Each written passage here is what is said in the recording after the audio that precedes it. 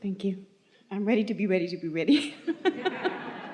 And I was hearing that even before I got here. I've been excited all week. And what's your strongest evidence or clue that you're ready for something more? Truthfully, the vibration, how I feel. And what's that feeling?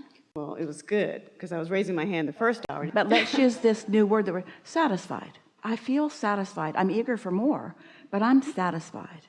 Because in the absence of satisfaction, you're not ready. When you're satisfied, you are. Well, I just got satisfied maybe a minute ago. So thank you. We saw you light up. You were hard to miss. Thank you. So my question is, there's an old song by Jimmy Durante, and it was, have you ever had a feeling that you wanted to go, but you wanted to stay, but you wanted to go? And it's a song of being indecisive. And you said in previous seminars that you cannot have a happy ending to an unhappy journey. But you also said, I think, that you bring out whoever you meet is a vibrational match to you. Well, here's the thing. Everyone you meet has a lot of different vibrations going on relative to different topics. But the question that you want to ask is not so much what they've got going on, but what vibration are you bringing to the rendezvous? Here's the best way of saying it. Every thought that you've ever thought is still potentially activated within you. But when you get these habits of thoughts going, which is what beliefs are, then the tendency to stick with those beliefs becomes stronger. And so the whole key is to develop beliefs that are serving you in a positive way. Have you ever been in a situation where you meet up with someone, with maybe a group of people, and you find yourself different than you usually are?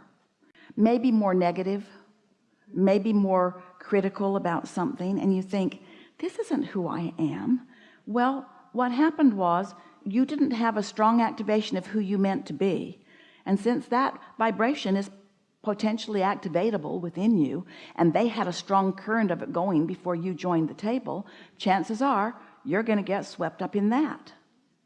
And so if you catch it in the early subtle stages and you realize this is not satisfying to me, and you'd redirect your thought, sometimes you can redirect the energy at the table. Sometimes you need to walk away in order to maintain what you want. But it's all about what you're bringing to the table. And that's why we're encouraging you in your own privacy to make your own alignment so that you're ready for what else is out there. So that in essence, you might say that you bring out the best in others because you've got so much of that going on within yourself. One who's in alignment is 1,000 times more influential than one who is not.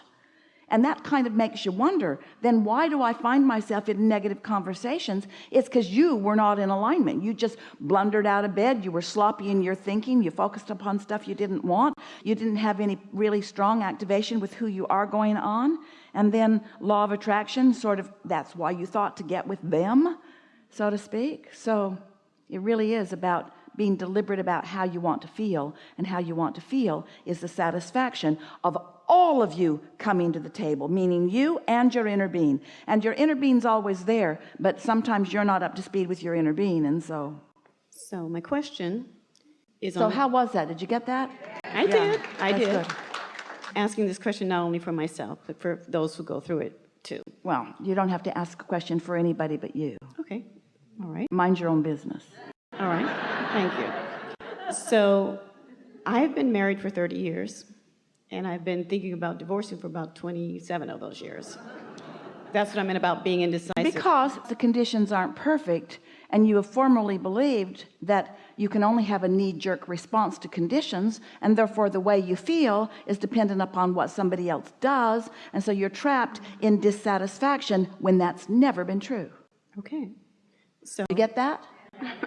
And I thank you. So my question is it possible to change my own self so much, or get myself so aligned, Yes. that I bring out only the best in Yes. my partner? Or not. Okay. It's possible to be so aligned that even though you're not bringing the best out in your partner, it doesn't matter, because you've been looking for love in all the wrong places for about 30 years. It's alignment with source, you see. And the thing we love most about stubborn partners who won't change to make you happy is that you find your freedom from that conditional love that so many think is what they're really looking for. If you've been counting on somebody like that to hold you in alignment, and then they croak, they get run over, they go someplace else, they go to brush their teeth and leave you all alone in the living room, so you feel like a puppet that somebody's let go of the strings, that's not what you're reaching for. What you want to be is in alignment. And then we were a little quick to answer that question. We really meant it, but we want to add a little clarification to it. When your happiness doesn't depend upon how someone else bees, so you stay in alignment anyway, and then from your alignment you hold them as your object of attention, so what you bring to the table is a pure love for them, then isn't it logical that since that love is activatable within them, and since you've got it going so well, and since one who's connected to this stream is more powerful than 1,000 who aren't, isn't it logical that you could evoke some of that forth from someone? That was what I was asking. Yeah, Yes. of course you can. But the reason that we gave it to you in the way that we did is because a lot of people say, okay, I'll get into alignment so I can make you behave better. No, that's backwards. That doesn't work. I'll get into alignment because that's natural to me and because that feels good. And it might help you and it might not, but I'm in alignment because that's who I am.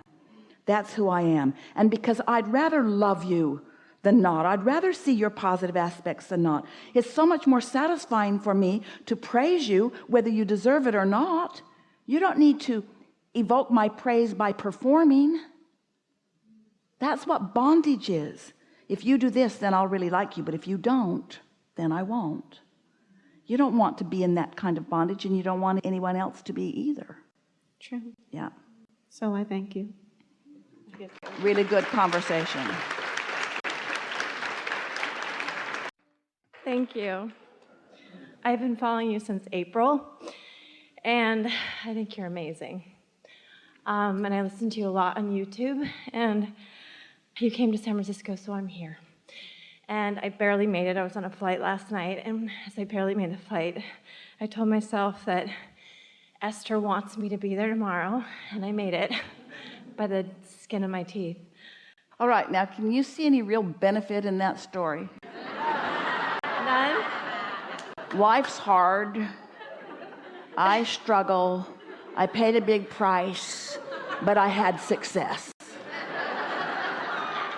I tell that story to myself a lot. Yeah. For sure. Yeah. So why not? I'm magic against all odds. Things opened up for me. I found a way. I zoomed right in. I'm in a room full of hundreds of people, and I got chosen. And even though I made it really hard to get into the chair, Abraham made sure that I got in the chair because I have strong intentions. Yes, I hear you. But do you really hear us? No, I'm trying to figure out how to change the stories I tell myself. Just a little bit at a time, just like that. Just like that. It's all right. Nothing wrong with your story. It only sucked a little. Well, they get way better than the one I just told. It's really the story of struggle and martyrdom. A lot of people tell that story. It's like life's hard, but I'm doing it anyway. And what you're wanting to say is, I've got resistance that makes my life harder than it needs to be, but I'm leaving more of it behind every day. That's the story that you want to tell. So just practice, meditating. And that really is why we want you in the chair, is because you're not unlike almost everyone to some degree, because you have been, almost all of you, because nearly every one of you, because you want to be seen by other humans as excelling. And so it makes you explain yourself to other humans who aren't really focused upon you as clearly or as strongly as you would like them to be. So if you could just understand that your inner being is always rooting for you and you don't have to explain anything to anybody, then those explanations will become fewer and fewer, because this is always true.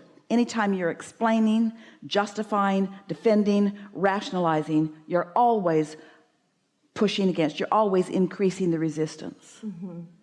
I feel like I have a very bad habit of talking too much, and uncomfortable in quiet. And so Here's the rule of thumb. I want to talk constantly, but only when I'm in alignment.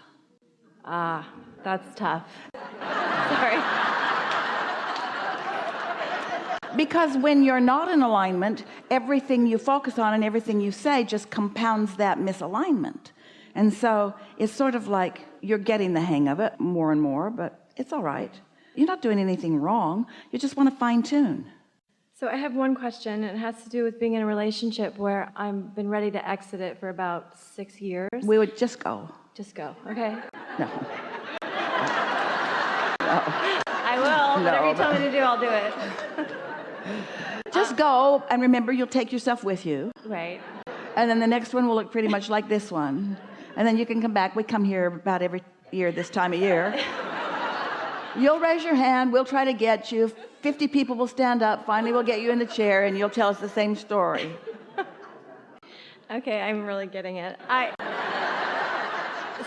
But isn't there a point at which you were talking to a friend earlier? Of course, there's a point where there's enough information, enough clarity for you to say, hey, this really isn't right for me. But you're nowhere near knowing that. You got to unscramble your own energy before you know what you're doing. Okay. So That's like saying, what we got going on here doesn't feel very good to me, and I blame you completely for it, and I'm not going to change anything in me, so you just go. Got it. And what you really want to say is, I don't really know what's going on, but I'm going to smooth myself out a little bit, and I'm going to look for your positive aspects in mine, and I'm going to tune into who I am more, and I'm going to meditate more, and I'm going to see if I can slow down the momentum of beliefs that aren't serving me and increase the momentum of things that are serving me, and I'm going to find out who I really am, and I'm going to appreciate you. And then after I'm ready to be ready, I'll be more clear about what I'm wanting. And you don't have to even say any of that out loud. Someone brought the topic of if it's not a hell yes, it's a hell no. Well, that applies to things like this too, that in other words, you don't know whether you want to stay or go, which means don't do anything different right now. Just sort of let things be, let the action be as it is while you tune in and wait for greater inspiration. Mm-hmm. Okay. I moved to Bali on Monday with my 13-year-old and my husband, and I'll be gone for 6 months. So I'm choosing this as an opportunity to step back and try to align even more. That will help. But we just want to give you something really solid to take with you. A new environment is often really conducive to more alignment because there are fewer of the things that have been bugging you that you're taking along with you, but you're still taking some of them with you, and you're going to find new things there that will bug you. And so don't count on the new environment, because if you do, it'll disappoint you, and then you'll say, oh, if in this environment I can't find it, then I'm hopeless. And that isn't the case at all. This falls into the category of looking for love in all the wrong places. There is so much there to appreciate, and we know that there will be a new found appreciation of a lot of things there. Let that be a sort of new rhythm for you, but don't ask it to be all of it. We know for sure that you know what to do. And just when you say, I tend to talk too much, you know, you can feel when you're talking when it isn't serving you, and you can tell when you're talking when it is serving you. Do you know when you're in alignment, there's no end to the words that you will want to say. When you're in love, you just want to express it in all the ways that you can. And so just be aware of how you're feeling. And here's what we would do. If you don't feel good, be as quiet as you can and as much by yourself as you can. If you're feeling wonderful, then get with as many people as you can and talk as much as you can. Spread the joy and don't spread the martyrdom. Mm-hmm. Okay. Thank you. You have a strong desire, otherwise you wouldn't light up. And you're in a receptive place, otherwise you wouldn't light up.